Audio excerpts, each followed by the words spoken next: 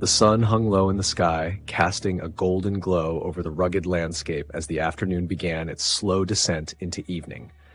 The horizon was painted with strokes of amber and crimson, the warm hues reflecting off the scattered clouds that drifted lazily above. Killer gazed out the passenger window, watching as the world bathed in the soft light of late afternoon, shadows stretching longer with each passing mile. Beside him, Pulu navigated the winding road that cut through the rolling hills and dense thickets of trees. The rhythmic hum of the engine and the whisper of the wind through partially opened windows filled the car, a comfortable silence settling between them. As they crested a gentle rise, a sudden burst of activity caught Killer's attention. Below, nestled in a wide valley, was a sprawling field dotted with vibrant orange pumpkins. Strings of fairy lights were beginning to flicker to life, their soft glow competing with the waning sunlight. Festive decorations adorned the area, hay bales stacked high, colorful banners fluttering in the breeze, and scarecrows standing sentinel over the harvest. "Pull over," Killer said abruptly. Pulu glanced at him, one eyebrow raised. "What's up?" Killer's gaze remained fixed on the scene below. "What day is it today?" Pulu checked the date on the car's dashboard display. October 31st, Halloween. A rare smile touched Killer's lips. "Turn around, let's check out that place." Without question, Pulu found a spot to turn the car around and headed down the narrow dirt road leading to the festivities. A large, weathered sign welcomed them, "The Hollers in the Haunted Holler." Beneath it, in smaller letters, a warning: "Enter if you dare." They parked among a scattering of vehicles in a makeshift lot. As they stepped out of the car, the crisp autumn air greeted them, carrying with it the scent of dry leaves, spiced cider, and wood smoke. The sounds of laughter and cheerful chatter mingled with distant music, creating an atmosphere that was both inviting and strangely disquieting as the shadows began to lengthen. "I didn't peg you for someone interested in pumpkin patches," Pulu remarked. "It's not the pumpkins," Killer replied, his eyes scanning the area. "It's the jack-o'-lanterns."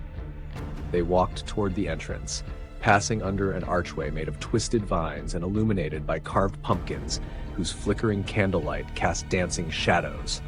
Children in costumes ran past them, their excited voices filling the air.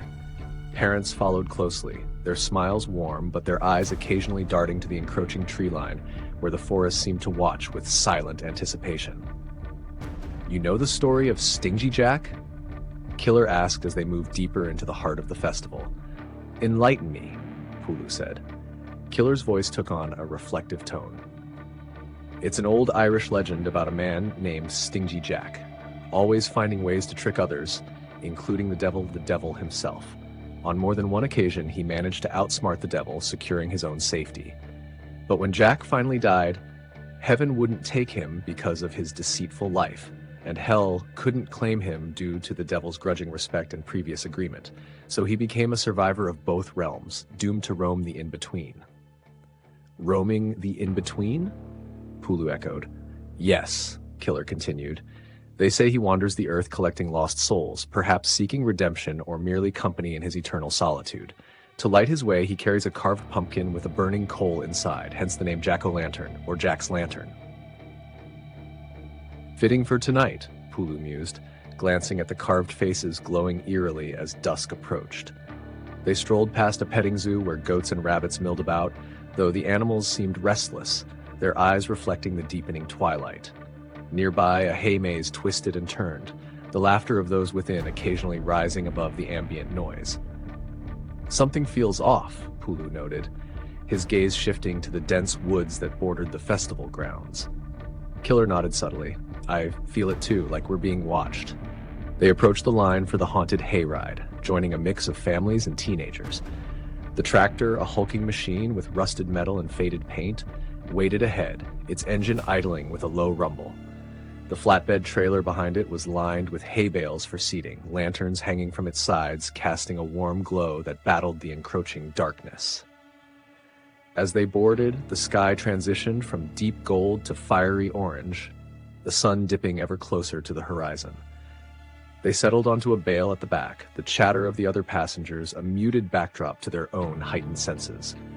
The tractor lurched forward, and the hayride began its journey along a winding path that led into the woods.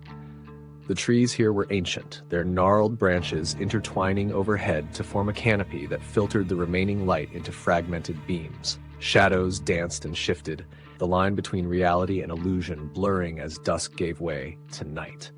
A sudden rustling snapped everyone's attention to the side of the trail.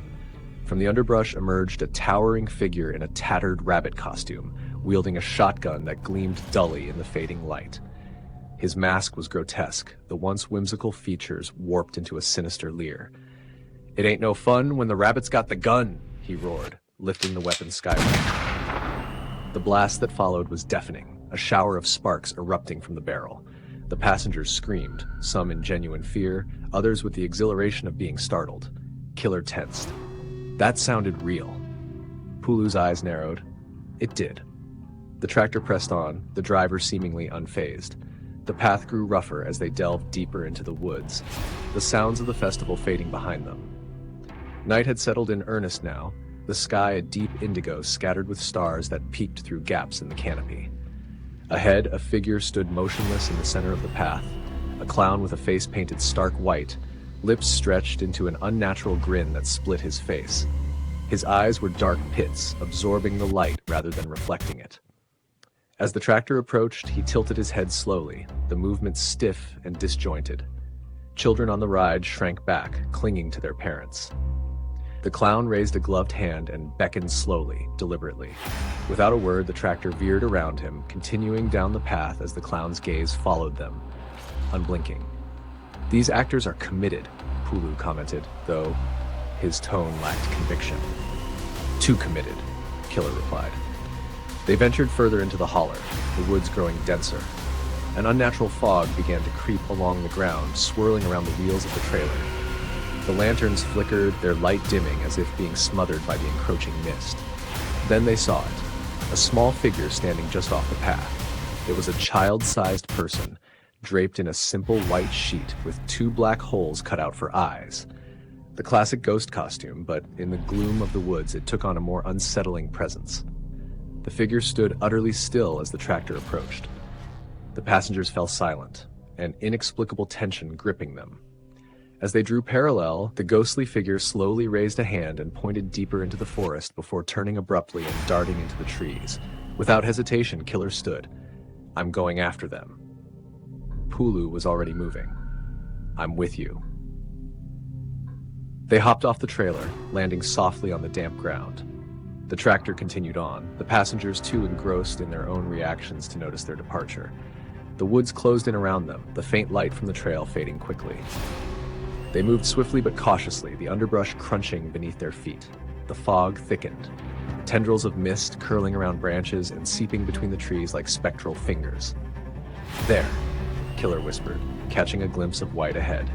They followed, weaving between trees whose bark was rough and cold to the touch. Strange symbols were etched into some of them, ancient markings that neither recognized but both instinctively avoided. A distant sound reached them, a soft giggle that echoed eerily. "Did you hear that?" Pulu asked, his voice barely above a whisper. Killer nodded, his senses on high alert. "Stay close." They came upon a massive ancient tree with a hollowed-out center, a natural tunnel disappearing into darkness. "He must have gone in there," Killer said. "Let's check it out," Pulu agreed, though a note of unease tinged his voice. They approached the hollow, the air around it noticeably colder. Peering inside, they saw only darkness. "You go around that side," Killer suggested. "I'll take this side." They circled the tree, meeting on the other side only to find nothing. "Impossible," Pulu muttered. He couldn't have vanished. Killer scanned the surrounding woods, his eyes piercing the shadows. Something's not right. A rustling sound came from above. They looked up, but saw only the tangled branches swaying gently against the night sky. "Maybe it's a trick," Pulu offered, though he didn't sound convinced. "Maybe," Killer replied. "But I think we've seen enough." They began making their way back to the main path. The festive sounds had all but vanished, replaced by an unsettling silence. The woods seemed to press in around them, the darkness thick and oppressive. "Do you remember which way?" Pulu asked. "This way," Killer pointed, trusting his instincts. Eventually, they emerged from the tree line, the glow of the festival lights welcoming them back to a semblance of normalcy. The sounds of laughter and music filled the air once more, but an undercurrent of unease lingered between them. They approached the area where the hayride had ended, passengers disembarking amid chatter and excitement. Spotting the tractor driver, they made their way over to him. "Excuse us," Killer began. "The child in the ghost costume, who is he?" The driver looked at them quizzically. "Ghost costume? We don't have anyone dressed like that tonight." Killer exchanged a glance with Pulu. "Are you sure?" "We saw him on the trail. Small figure, white sheet, black eyes cut out." The driver's expression darkened. "Listen, I don't know what you think you saw, but we don't have any kids working here. Not since, well, not after what happened." "What happened?" Pulu pressed. The driver sighed, lowering his voice. "A few years back, a child went missing around here. Locals say his spirit still roams these woods, especially on nights like this, but it's just a story to scare folks." Killer felt a chill run down his spine. "Thanks for letting us know." As they walked away, the festive atmosphere felt hollow, the cheerful decorations now casting long, distorted shadows as the lanterns swayed in the evening breeze. "A ghost dressed as a ghost," Pulu mused quietly. "We chased an actual spirit." "Literally, physically, and spiritually," Killer agreed, his expression contemplative. "There's more to this place than meets the eye." They reached their car, the sense of unease lingering. The engine roared to life, and they pulled away from the haulers in the haunted holler, the illuminated fields receding into the distance as night fully enveloped the land. The road ahead was dark, the headlights carving a path through the inky blackness. Stars dotted the sky but offered little comfort. "Do you think that child will ever find peace?" Pulu asked after a long silence. "I don't know," Killer admitted, "but tonight reminded me that some things are beyond our understanding." "We have our mission," Pulu said, as if to reaffirm their purpose. "Yes," Killer agreed. "The Oracle awaits, and perhaps she can shed light on what we've experienced." They drove on, the weight of the night's events heavy but their resolve unshaken. The encounter had been a detour, an unsettling reminder of the world's hidden facets. As they crossed a bridge over a murmuring creek, Killer glanced at his reflection in the side mirror, the fleeting image distorted and ghost-like.